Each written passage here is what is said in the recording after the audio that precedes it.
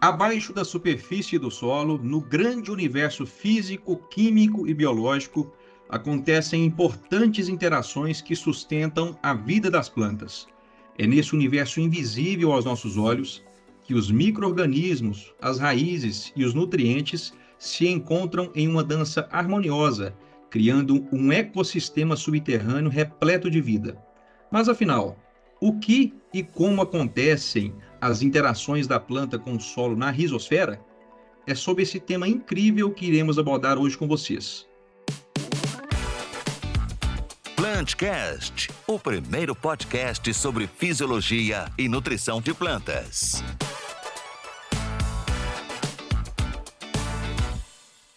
Sejam bem-vindos, bem-vindas ao episódio de número 107 do Plantcast, idealizado e apresentado pela ICL América do Sul.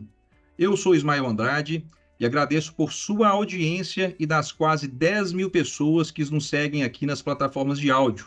Sinta-se em casa.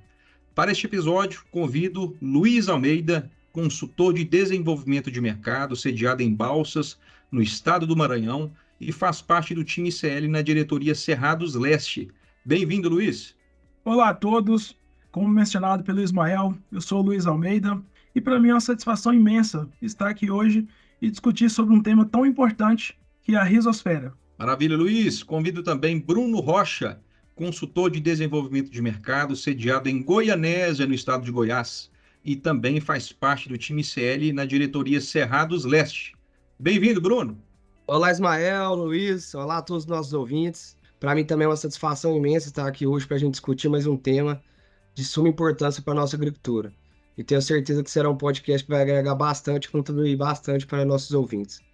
Com toda certeza. E para trazer sua expertise e nutrir nossa comunidade, receba o nosso convidado especial deste episódio, Rafael Teixeira, engenheiro agrônomo pela Universidade Federal de Viçosa, mestre e doutor em solos e nutrição de plantas pela UFV e que atualmente é professor adjunto do Departamento de Solos da Universidade Federal de Viçosa. Professor Rafael, obrigado pela presença e seja muito bem-vindo ao Plantcast. Olá, Ismael. Olá, Luiz. Olá, Bruno. Olá, demais ouvintes que acompanham o podcast. É um prazer imenso estar aqui com vocês hoje, conversando sobre um tema muito interessante. Espero que todos possam compreender a profundidade, a complexidade do tema, de suma importância para os nossos sistemas agrícolas mais produtivos, né? Possamos estar momentos juntos aí e vamos todos compreender e aprender um pouquinho mais. Maravilha, professor. Nós que agradecemos e com certeza será um episódio rico em informações e, como eu disse, né, que irá nutrir a nossa comunidade. Vamos lá, professor. De forma bem didática, para a gente começar a entender, né, a importância, né, da rizosfera, como nós podemos caracterizar a rizosfera e a sua importância para as plantas, professor? Bom, Ismael, a rizosfera nada mais é que aquela zona de solo, aquele volume de solo que está próximo às raízes. Na verdade, né, esse termo rizosfera não é novo, né? Já há muito tempo, né? O primeiro pesquisador que citou esse termo foi o Hiltner, em 1904, e de lá para cá isso vem se alterando. Na época, o grande foco era microbiologia, né? As interações microbiológicas que ocorriam nessa região. Mas hoje a gente sabe que isso se estende muito mais do que apenas as questões, as relações biológicas que existem nesse ambiente. Você tem uma percepção, Ismael? Hoje fala-se que a rizosfera é um hotspot. O que é isso? Um ponto quente. É onde que tem inúmeros processos de importância para a planta. Então, há uma complexidade de processos ali que envolve. Hoje, atualmente, esse termo ele já se aperfeiçoou e nada mais é que nós compreendemos que é aquele solo próximo às raízes que estão sendo alterados química, física e biologicamente pela ação das raízes. E aí nós vamos entender um pouquinho melhor que, de certa maneira, as raízes elas vêm ali a moldar esse ambiente mais íntimo que ela fica ali com o solo para o melhor aproveitamento dos recursos para o seu desenvolvimento, produção e assim por diante. Se nós pensarmos ali, né, esse solo que está mais próximo, né, fica muito vago para a gente entender isso. Só que quando a gente observa que esses processos são tão próximos ali da raiz, isso engloba ali cerca de 5 milímetros e algumas vezes até ali um raio de 20 milímetros próximo da superfície das raízes. O que eu quero dizer? A Amazônia de solo muito, muito próximo das raízes. E aí que esses intensos processos acontecem ali, né? Então, de maneira geral, nós podemos resumir que seria esse conceito da rizosfera e que, ao mesmo tempo, abarca essa complexidade de processos. Maravilha, professor. Obrigado pela explanação inicial. Então, já deu para entender que a rizosfera, né? Você falou aí de milímetros, né?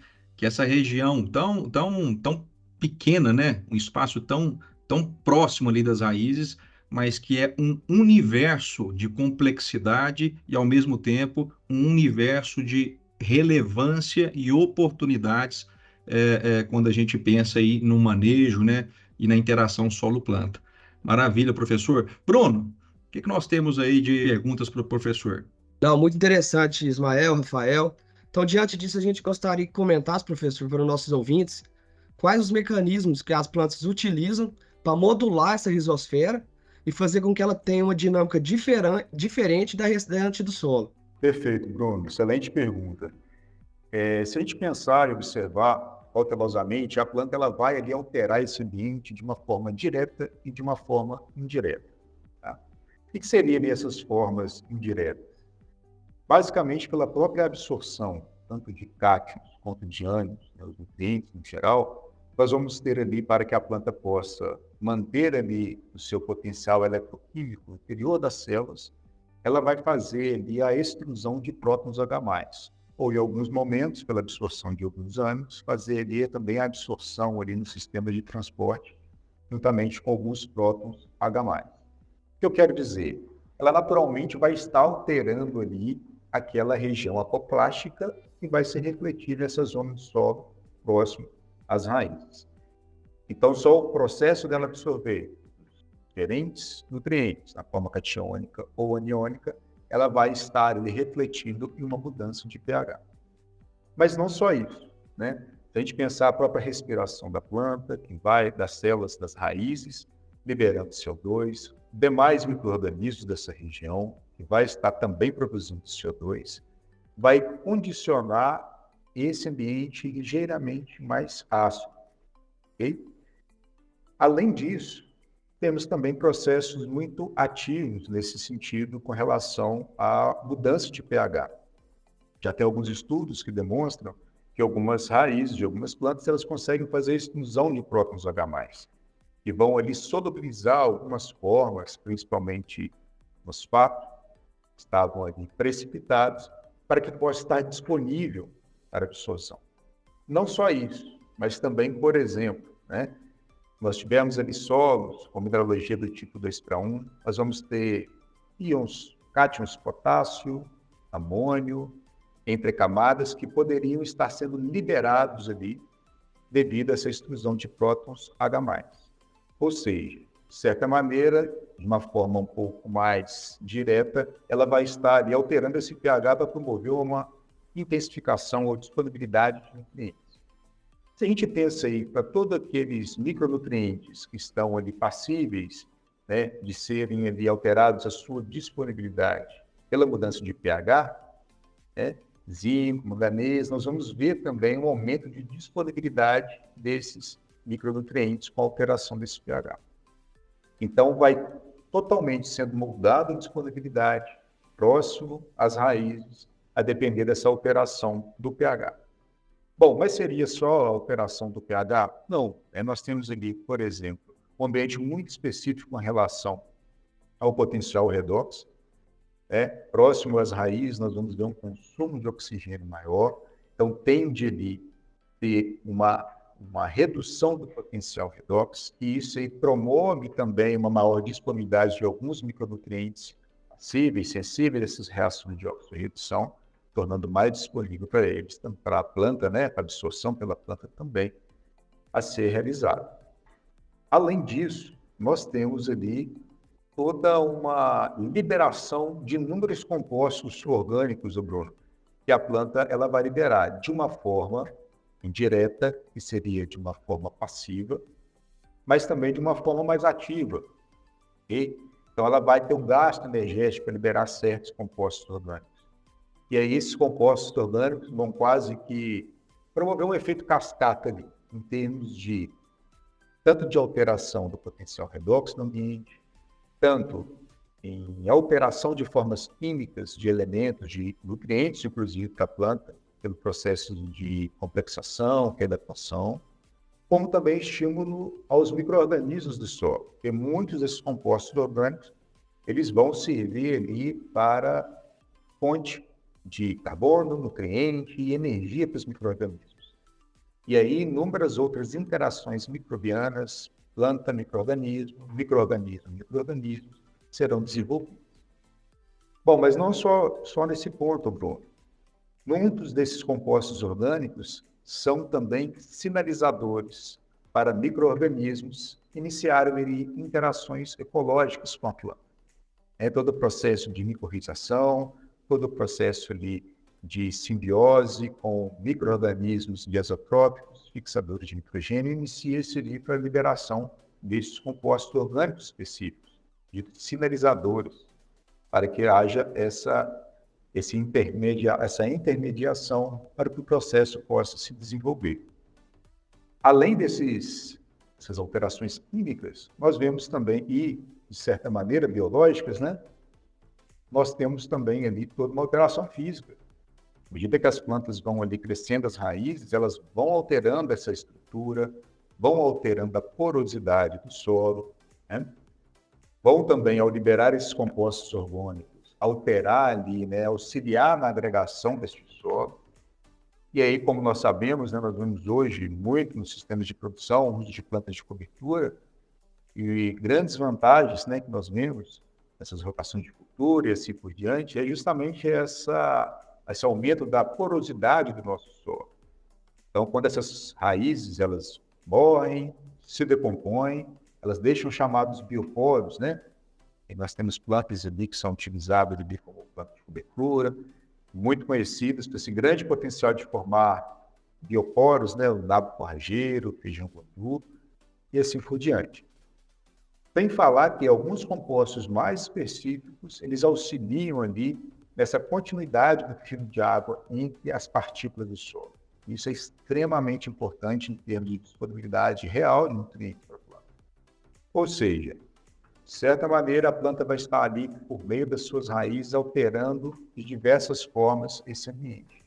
E é interessante, Bruno, que durante muito tempo, né, não se estudava o que aconteceria abaixo do solo, né?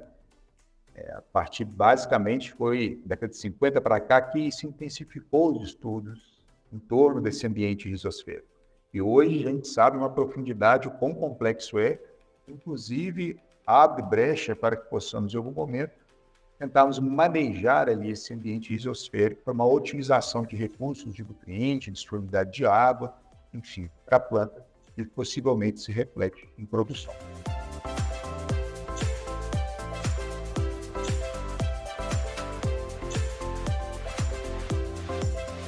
Show de bola, professor. Muito obrigado pelas informações.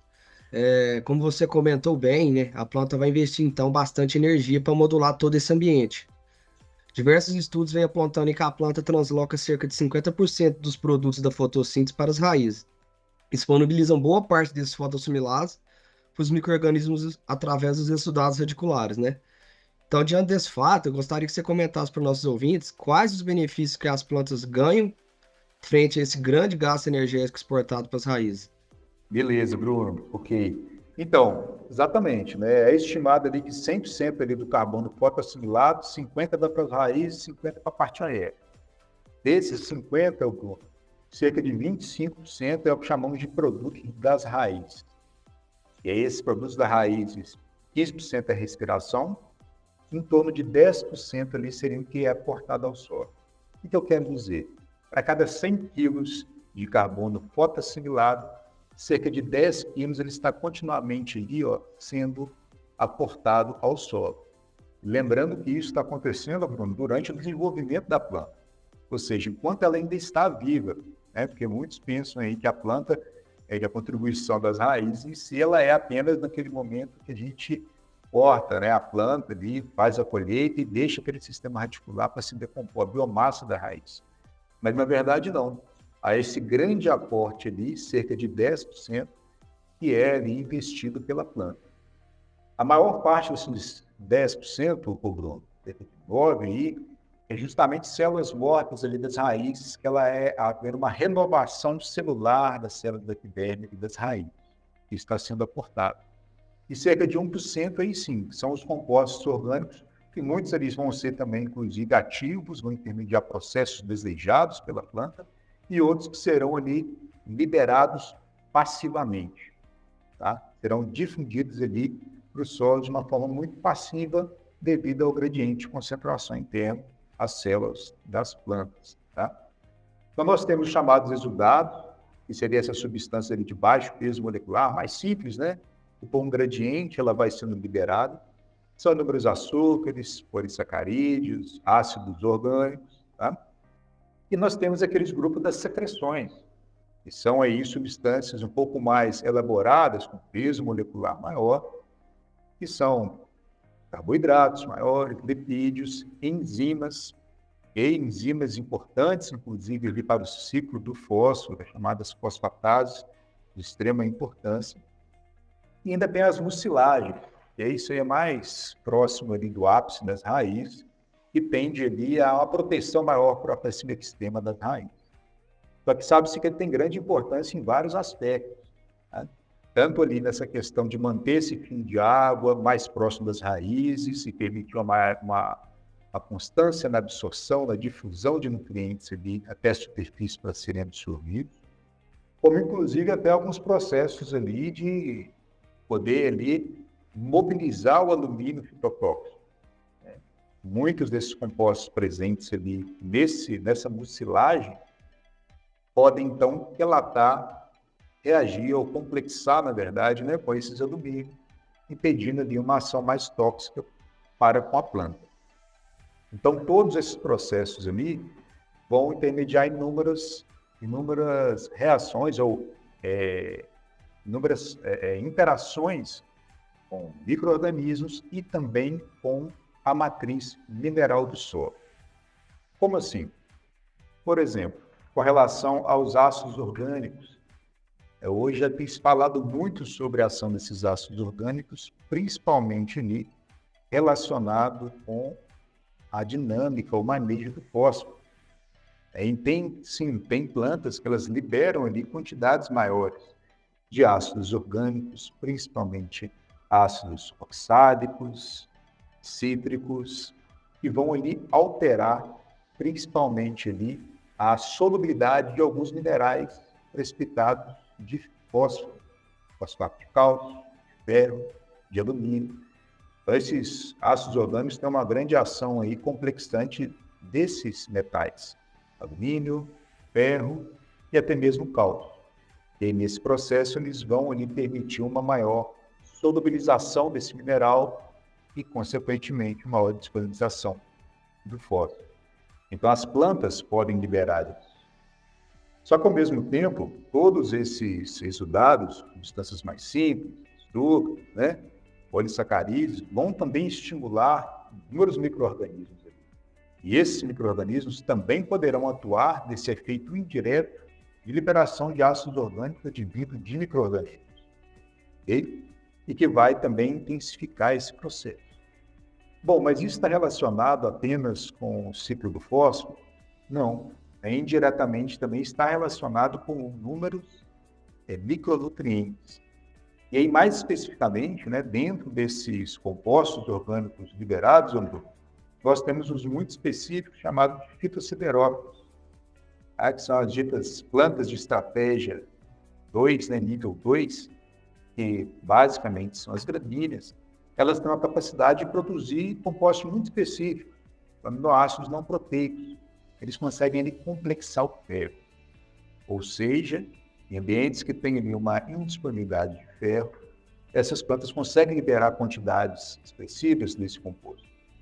Vai ali complexar o ferro e vai se tornar disponível Como? Ela pode tanto absorver esse complexo, né, organometálico, ou ela pode, ao conseguir solubilizar esse ferro, ele pode ser ciclado e liberado novamente para ele poder ser absorvido. Isso é muito interessante, Bruno, que até hoje tem se desenvolvido uma estratégia, uma linha de pesquisa em termos da biofortificação. É o uso ali de gramíneas como planta de cultura ou consorciados com culturas específicas de interesse para aumentar a disponibilidade não só do ferro, porque muitos desses fitosiderófilos também vão atuar ali para o zinco, para o cobre. Isso tem se observado também nas pesquisas, que aumenta a disponibilidade desses micronutrientes. Ou seja, fazendo ali um plantio ou entrelinha ali dessas gramíneas, ou consorciado, está ali levando ao aumento da disponibilidade desses micronutrientes para a cultura de interesse, ao qual inicialmente não se tinha. Então, há uma perspectiva muito interessante, que engloba ainda, dentro desse termo que eu comentei previamente com vocês, seria ali o manejo do ambiente rizosférico, né? Então, isso é muito importante, esses gastos de energia. Adicionalmente, Bruno, tem algo muito importante, né, que tem que ser observado ao longo das décadas ali, né, de estudos com plantas e sistemas de tolerância das plantas à fitotoxidez pelo alumínio, né, percebe-se que nós temos ali alguns mecanismos da planta internos e externos para se tornar ali mais tolerante à fitotoxidez pelo alumínio. Sendo que um dos mecanismos externos estão justamente tanto ali a alteração do pH da rizosfera, ou seja, de certa maneira promovendo a alteração ali a elevar esse pH e permitir ali a precipitação ou a neutralização deste alumínio próximo das raízes, como também a exudação de alguns compostos quelantes, ácidos cítricos, oxálicos, até outros já são observados como tartáricos, málicos, malônicos, enfim, ácidos orgânicos que vão ali, complexar esse alumínio e ele fica de uma forma menos tóxica. Inclusive, se for absorvido pela planta, não vai estar havendo ali aquela ação tóxica interna na planta. Então, todo esse gasto de energia, que de certa maneira ela vai despender ao liberar esses compostos, tem esses inúmeros benefícios. Mais recentemente, tem se observado, Bruno, Ismael e Luiz, o efeito indireto dessa liberação desses compostos muito interessante, principalmente devido à interação com micro-organismos ali nessa região. O que eu quero dizer para vocês? Os estudos têm mostrado que a planta, ao liberar, ao perceber ali, né, meio de inúmeras sinalizações, né, perceber a deficiência, principalmente de nitrogênio, de fósforo, de enxofre, também é passível de acontecer esse processo, ela tem ali liberado compostos orgânicos que vão estimular os micro-organismos que estão ali, né, que vivem ao redor desse ambiente rizosférico. Estimular esse micro-organismo em que sentido? Ela vai fornecer carbono, vai fornecer de energia, e esses micro-organismos vão demandar o quê? Nitrogênio, fósforo, enxofre. E da onde que eles vão acessar esses nutrientes, né? Para atender as demandas estequiométricas dele. Eles são ali instigados com esse input de energia de carbono e conseguem ali energia para degradar a matéria orgânica que está no solo. Ou seja, acessar esses nutrientes que estão inicialmente na forma orgânica, que a planta não consegue absorver, né?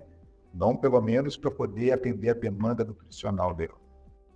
Quando há esse estímulo, então, ao aumento da mineralização da matéria orgânica e a disponibilização de nitrogênio e de fósforo. Os estudos hoje têm focado muito, né, no nitrogênio, que é algo que, de fato, em maiores quantidades, que a planta demanda, e tem possibilitado ali ver essa interação muito específica com esses micro-organismos. Isso tem um termo específico, né, que nós falamos, que é o efeito prime rizosférico. Isso é muito interessante.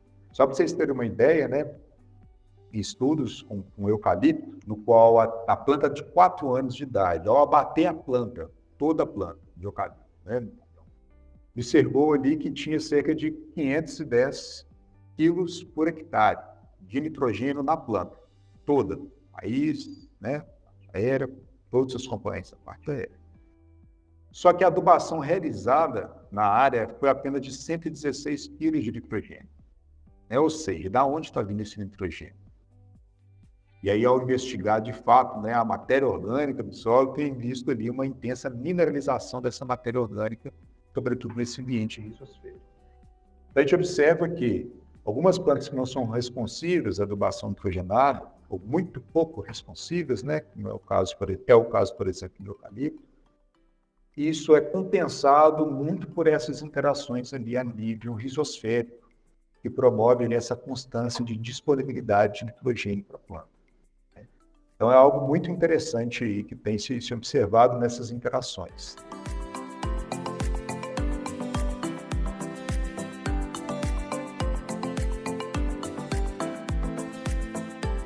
Informações riquíssimas que o senhor está trazendo aqui para a gente, realmente num formato de mini curso, de uma aula, de uma palestra, realmente as informações que o senhor trouxe para a gente nesses poucos minutos aqui são extremamente ricas, né? E uma questão interessante aqui, que eu queria ver com o senhor, assim, visto que a rizosfera se trata de uma camada muito fina, né? Muito próxima ali das raízes, né? Existe uma forma da gente avaliar a rizosfera e se existir uma forma, né? Ou várias formas, existe uma mais eficiente que outra? Bom, Ismael, excelente pergunta e assim, talvez seja esse o grande entrave que atrasou muito das pesquisas relacionadas a esse ambiente que agora tem se despontando cada vez mais. De fato, é algo muito mais trabalhoso para se fazer uma amostragem. Os estudos com raízes, como tudo, ele é bem trabalhoso, a amostragem de raízes e assim por diante. Quando a gente parte para o ambiente rizosférico, ele se torna muito mais. Você imaginar, né, como eu falei para você, aquela fina camada do solo de até 3 milímetros, né, podendo estender um pouco mais, chegando até no máximo 20 milímetros. Então, uma quantidade muito pouca, né, muito difícil de ser estudado. Nós temos uma metodologia, né, um método padrão, que basicamente seria, né, campo, por exemplo, é tentar ali retirar o sistema reticular, conservando o máximo possível. Ao remover ele, algo parece até um pouco grosseiro, né?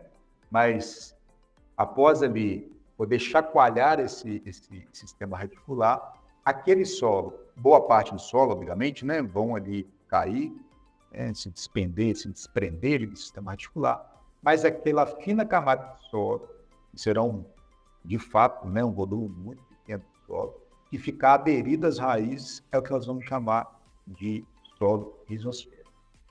Então, só para você perceber o quanto, de fato, isso é complexo para se amostrar. Mas, a nível de entendimento de processos, tem se aperfeiçoando. Ou seja, estudos em casos de vegetação, fica mais fácil de poder fazer essa amostragem, ou estruturas ou aparatos que nós chamamos hoje de Rhizobox, ou nada mais é que Rhizobox, né? Uma caixa que nós temos ali um crescimento, cresce a raiz e a gente consegue visualizar ele por uma janela. Então, nós vamos, com muito mais cuidado e assertividade, conseguir retirar esse solo próximo às raízes. Além disso, hoje nós temos inúmeras técnicas que permitem ali a visualização de alguns gradientes desses, Ismael, em termos de alteração de pH, de oxigenação, até mesmo de atividade enzimática, tá? Por meio de imagens. Tá? Então, equipamentos específicos conseguem ali, por meio de imagens, você ver um gradiente. E lá abrir uma trincheira e aí permite a visualização do sistema reticular e com aparato específico nós conseguimos ali tirar algumas imagens. Mas, de fato, é algo assim, um pouco mais trabalhoso para se realizar na prática. Porque você imagina só, é uma quantidade de volume muito pequena. Então, muitas das análises que a gente vai ser realizada, né, para a averiguação dessas diferenças, né, desse impacto, a gente vai precisar de um volume mínimo, né, só. Então, vai ter que fazer uma amostragem, um número maior, para conseguir ali aquele volume específico. Então, hoje em dia, nós temos avançado em termos ali, como eu mencionei, de tecnologia, de equipamentos, para a gente poder ali, conseguir verificar essa alteração da rizosfera. Perfeito, professor Rafael. Muito obrigado aí pelas informações. Você trouxe até o momento, né, informações muito esclarecedoras sobre esse tema aí, tema abordado hoje, que é a rizosfera, né? Então, pelo que foi discutido até o momento, a gente observa que a planta ela lança mão de diversos mecanismos, né, para modular aquela porção de solo próximo às raízes, ou seja, a rizosfera, e em contrapartida ela traz, né, esse alto gasto de energia para modular esse ambiente, traz benefícios para a planta. E trazendo para uma condição de campo, que a gente observa hoje, por exemplo, lavouras de soja e milho, né, são plantas bastante diferentes, sobretudo aí na arquitetura do sistema radicular. Aí a minha pergunta é nesse sentido: há diferença também entre a rizosfera desses dois tipos de plantas, dessas duas plantas, de uma planta de soja e uma planta de milho? E se existe, né, essa diferença, quais os motivos de essas diferenças, né, acontecerem e quais as implicações, né, para a nutrição dessas plantas, tanto para a planta de milho como para a planta de soja? Perfeito, Luiz. Muito boa pergunta. Primeiro, a gente precisa de entender que, na verdade, essas alterações físicas, né, principalmente químicas e biológicas que ocorrem no ambiente rizosférico, ela é muito passiva e variada dentro da própria planta, dentro da própria espécie. Ou seja, ela está passando por algum tipo de estresse, né, isso vai afetar, né, toda essa alteração que ela vai mobilizar para poder alterar esse ambiente.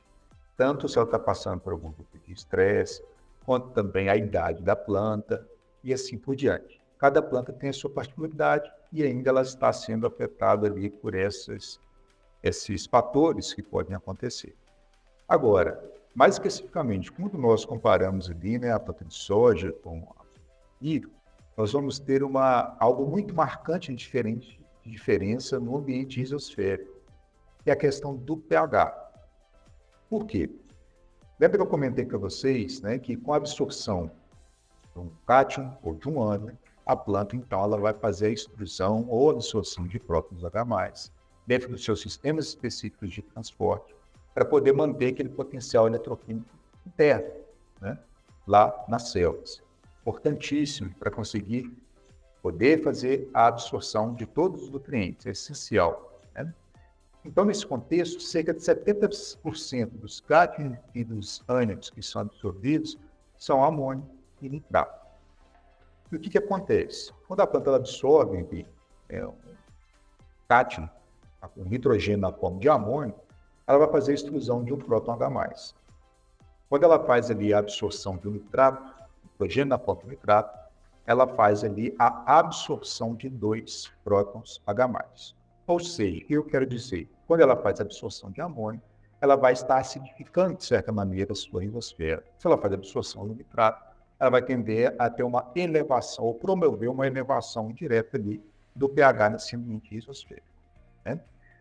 Bom, e quando a planta tem essa simbiose ali obrigatória com micro-organismos fixadores de nitrogênio, nós vamos ver que todo no processo de fixação é produzida amônia, que se converte em amônio, e que então, a planta, né, ela é nutrida por nitrogênio na forma de amônio. E principalmente, Luiz, de uma forma mais constante, diferente quando a gente faz o manejo da adubação nitrogenada, né? O que eu quero dizer para vocês? No caso da planta de soja, a fixação biológica de N, a cada N fixado, a cada nitrogênio que é fixado, ele gera cerca de 0,33 H+. Em outras palavras, a planta de soja ela vai estar continuamente ali acidificando mais o ambiente rizosférico.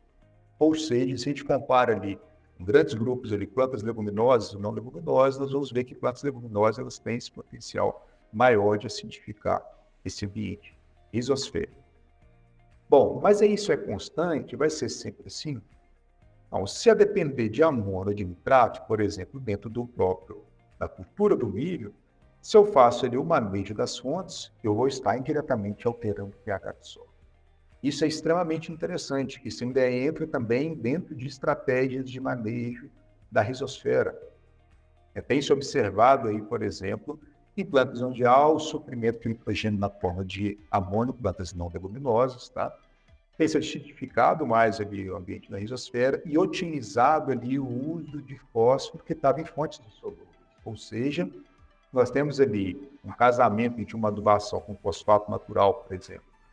E aí você vai aplicar ali o amônio, via, né, a fonte via amoniacal, nós vamos ter ali uma maior acidificação que vai ali, solubilizar essas fontes ali, fosfato de cálcio principalmente. E aí vai estar mais disponível o fósforo. Não só a questão do fósforo, mas micronutrientes também, né? Então, o que eu quero dizer? Que, naturalmente, as leguminosas, no caso ali da soja, ela já vai ter esse ambiente rizosférico ligeiramente mais ácido ali com relação à planta de milho. Ou seja, isso talvez seja o mais marcante ali em termos de alterações químicas, Luiz, que nós podemos observar, as diferenças entre elas.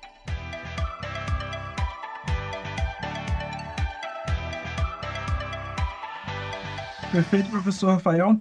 Então, é por isso que é comum para uma mesma área cultivada ali, quando a gente está cultivando com soja, é comum que essa planta ela apresente menos sintomas de deficiência de alguns nutrientes ao comparar-se com a planta de milho, por exemplo, né? Porque ela consegue modular de uma forma um pouco mais agressiva, sobretudo do ponto de vista do pH, né? Aquele ambiente ali do sistema radicular.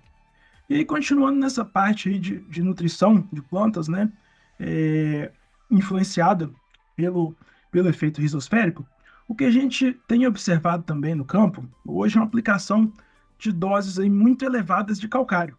A gente sabe, quando a gente eleva o pH, a gente diminui aí a disponibilidade, né, dos micronutrientes catiônicos metálicos. Esse efeito rizosférico, ele seria capaz, né, de reverter essa situação e disponibilizar esses nutrientes para as plantas?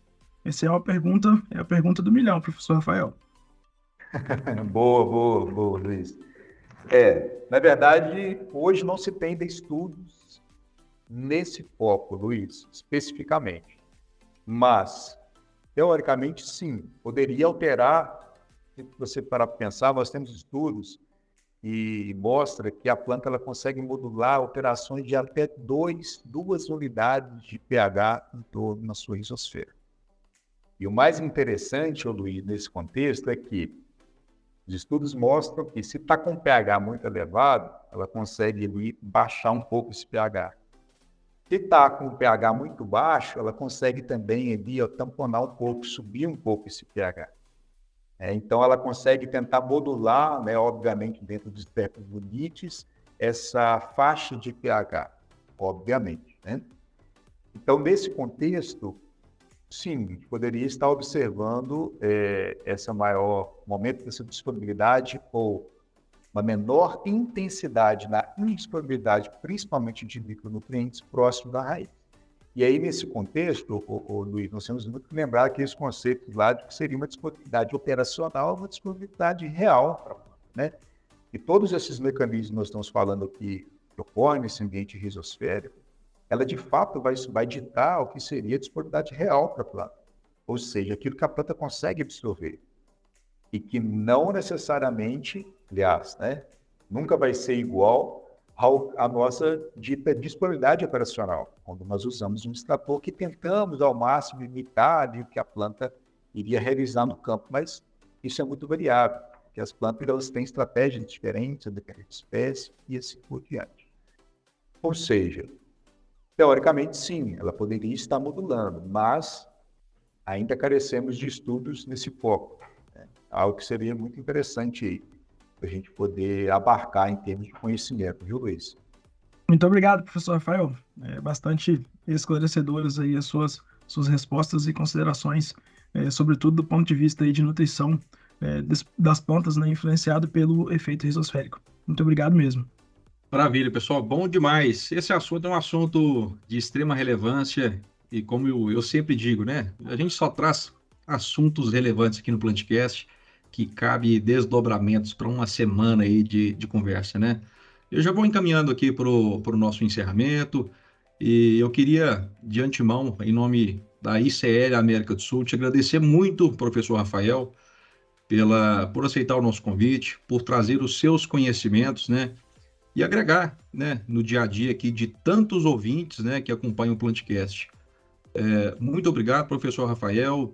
Fique à vontade para deixar as suas considerações finais, tá? Seus contatos e demais informações. Perfeito, Ismael. Eu que agradeço muito a oportunidade de a gente estar conversando um pouquinho sobre esse tema, e de fato, assim, considero ele de grande relevância, e eu tenho me debruçado recentemente ali em estudos, né, pesquisas e assim por diante. Eu só gostaria de fazer algumas considerações finais, que é de extrema importância também, né? Como eu falei para vocês, essa questão do manejo da rizosfera nesse termo, isso tem cada vez mais crescido, tá? Tem até um termo mais específico em termos de melhoramento genético, que seria ali a engenharia de rizosfera. O que é isso?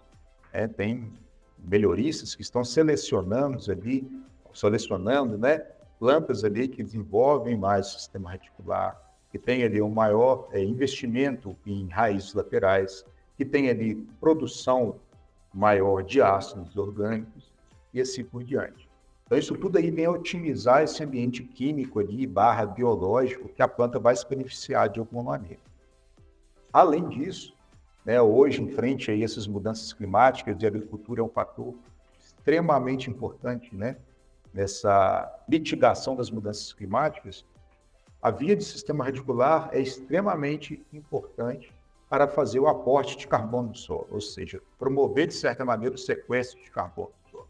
E a gente sabe que o sequestro de carbono no solo não vem ali apenas a combater ou ir aí de encontro às estratégias de mitigação das mudanças climáticas, mas também todo o condicionamento no solo. Então, se a gente pensa ali, aumentar a matéria orgânica em profundidade, muito em cima do que hoje tem se debatido muito de construção de perfil do solo, investimento em raízes, de plantas de cobertura, né, ou sistemas consorciados, sistemas integrados, que permite ali você utilizar plantas que têm arquitetura radicular diferente, pivotante, fasciculada, né, que vai ali estar permeando todo o perfil do solo. Isso vai estar injetando carbono. Isso aí vai estar se traduzindo em benefícios físicos, químicos e biológicos do solo também. Então, né, é extremamente importante esse manejo da rizosfera, não só para otimizar a nutrição da planta, que tem se focado muito hoje, mas também em termos de otimização de condicionamento e sequestro de carbono no nosso solo. Beleza? Bom, no mais, Ismael, muito obrigado aí pelo convite, muito obrigado, Luiz, muito obrigado, Bruno. Foi muito gratificante estar com vocês aí esses momentos aqui, conversando um pouquinho, de uma forma breve e, de certa maneira, ainda superficial, né, sobre o tema, mas muito bom. Muito obrigado. Nós que agradecemos mais uma vez o professor Rafael. E o senhor quer deixar os contatos, como o pessoal faz para te encontrar, redes sociais, fique à vontade. Perfeito, Ismael. Bom, como você mesmo mencionou, eu sou professor aqui no Departamento de Solos, Universidade Federal de Viçosa. O meu e-mail é rafael.s.teixeira@ufv.br. Nós temos também, eu coordeno aqui um grupo de estudos, é o RIZOMOS, que é um grupo de estudo em processos rizosféricos e matéria orgânica do solo. Eu convido a todos aí que se interessar mais pelo assunto, né, poder acompanhar a gente no LinkedIn, no Instagram. Só procurar lá a RIZOMOS que vocês vão encontrar, da UFV. Tá? E é isso. Muito obrigado aí pela oportunidade. Muito bom. Luiz Almeida, ficamos por aqui, né, meu amigo? Suas considerações finais. Não, de fato foi um podcast, uma conversa muito boa aí. Esse é um episódio fantástico, com informações de extrema relevância aos nossos ouvintes. Gostaria de agradecer mais uma vez o professor Rafael por ter aceito o nosso convite e é sempre bem-vindo aí para essas discussões. Um abraço, Rafael. Bom demais. Bruno Rocha, suas considerações finais, meu amigo. Não, show de bola. Para mim também foi uma satisfação imensa participar desse podcast, né? Esse tema de suma importância para a nossa agricultura. Obrigado novamente, professor Rafael, pelo seu tempo, por aceitar nosso convite. E fica à vontade, sempre precisar, a gente está à disposição também. Maravilha, pessoal. Você, nosso ouvinte, nossa ouvinte do Plantcast, obrigado por sua audiência, obrigado por estar sempre conosco nesse projeto de comunicação, né, técnica dentro do agronegócio brasileiro. Não se esqueça de seguir o nosso perfil aqui no Spotify, né, deixar o seu review. Review são aquelas estrelinhas lá dê a sua avaliação conforme você acha justo, tá? Também nos siga no Instagram, no LinkedIn, no YouTube, acesse o nosso site, é só digitar nessas redes sociais ICL América do Sul. E não esqueça de dar o like, deixar o seu comentário e compartilhar com todos os amigos e profissionais do agronegócio. Falamos sobre Rizosfera e chegamos ao final de mais um episódio. Até o próximo episódio do Plantcast. Fiquem todos com Deus. O Plantcast é uma produção da ICL, Impacto para um Futuro Sustentável.